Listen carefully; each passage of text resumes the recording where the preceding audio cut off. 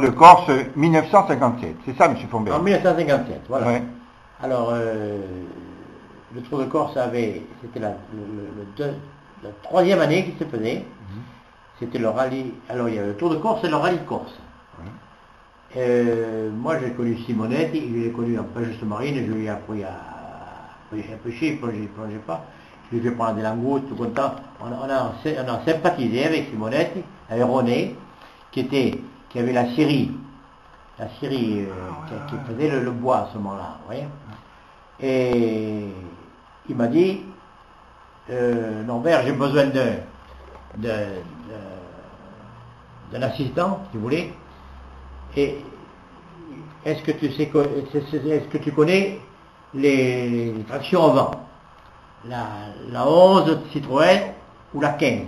J'ai fait justement, mon père avait une 15, et moi j'avais conduit en Draguignan, j'avais conduit la 15, donc je connaissais déjà une belle traction. Mais ça va très bien, impeccable. Et on a fait les essais, quoi. Si vous voulez, La reconnaissance du rallye sur la 11. La 11 est légère. Mais le rallye, on l'a fait avec la 15. Vous voyez?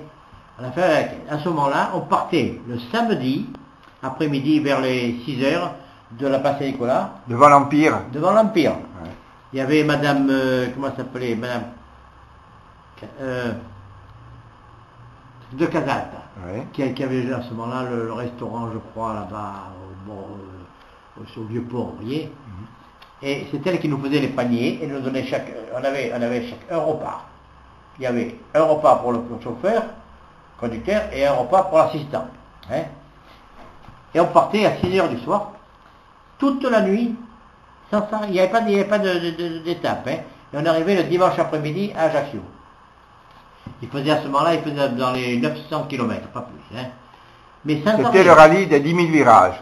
Voilà, le rallye des 10 000 virages. Et on pointait, il y avait des étapes. Par exemple, il y avait l'étape Bastia.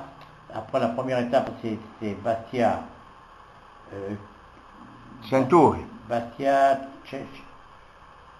Non, pas Centaure, on n'est pas à Centaure. Bastia Masinaggio. Ouais. Masinaggio, après Saint-Florent, ouais. Vous voyez. Après, on s'est continué, on faisait par Calvi, vous voyez, tout ça.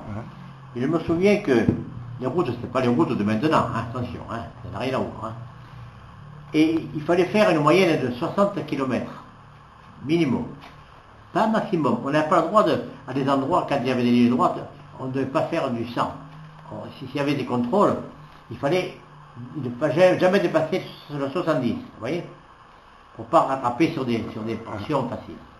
Et je me souviens que nous, il y avait une étape dans la Castaniche, à Stassone, il y avait un virage, il fallait le prendre 2 fois le virage, avec la 15, on n'arrivait pas. Et puis après, on redescendait sur Pontelecce, hein, par le col de Prat. Voilà. Sur Pontelecce. Et à un moment donné, en descendant, on voit une voiture arrêtée dans le fossé, une aile complètement écrasée, c'était Canoni Orsini. Ils avaient l'idée.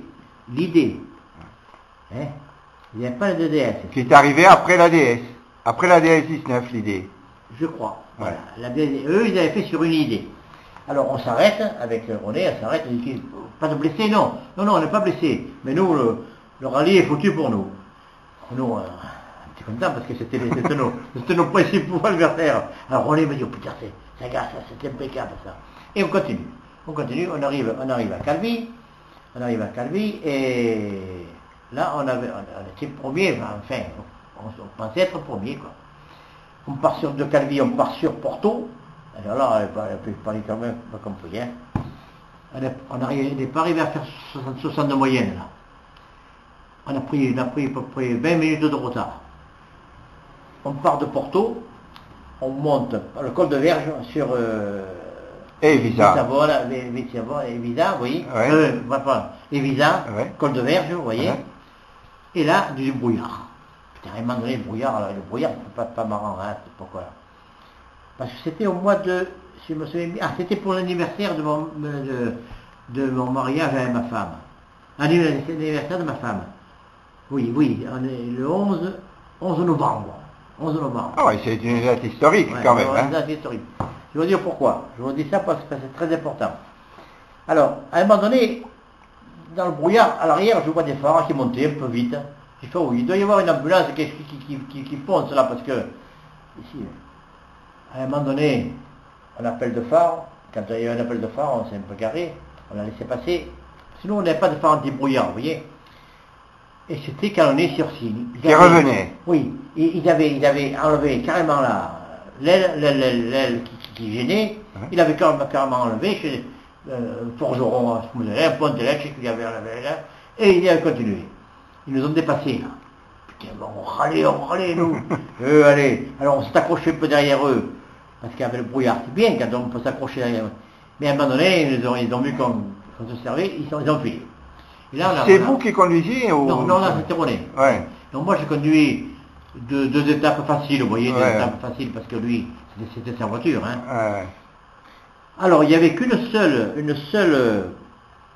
épreuve de vitesse, c'était le patrimonio Teguim. C'est tout. Et les autres c'était les tronçons de liaison, quoi. Voilà, il fallait faire 60 de moyenne, au minimum, mais il faut faire attention de ne pas... Bien. Alors, on arrive à Corté, on avait pris du retard déjà, on avait du retard. Puis après, on a fait, je m'en souviens qu'on a descendu Bavel, on n'avait plus de frais. La Ken, elle était lourde, hein. À Bavel, je dis à René, on va te tuer. T'as fait pas, il était un très bon conducteur. Hein. Et enfin, on est arrivé à Ajaccio, on était troisième.